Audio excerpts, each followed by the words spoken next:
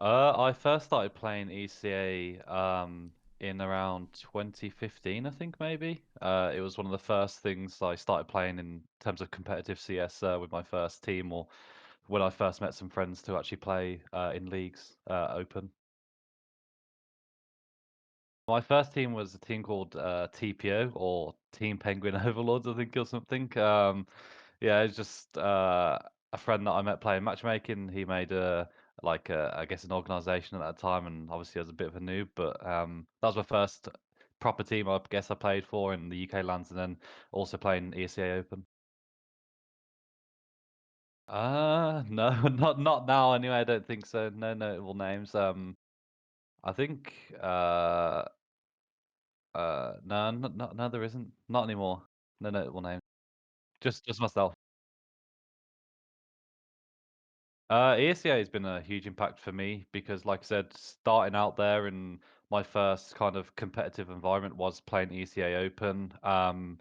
And that was my first chance at meeting new people within the game. So going from there, it's only given me new connections, I guess. Going from ECA Open to then getting noticed and playing at that level to then being able to get the chance in some bigger UK teams where I played with Vexed and playing in like Advanced and getting close to Challenger League or Mountain Dew League it was then. So I think for me, it's been obviously that step I needed, and my first taste of competitive CS was in the ESEA, and like I said, giving me that chance in many UK teams, and then also getting a chance into European teams where I played a game Legion and the Challenger League as well.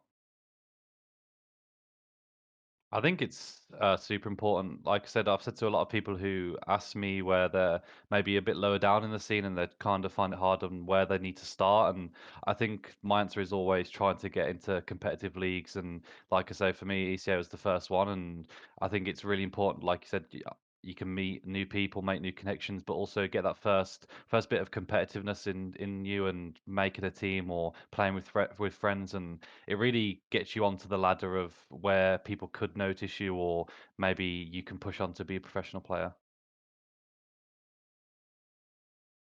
It's a tough one.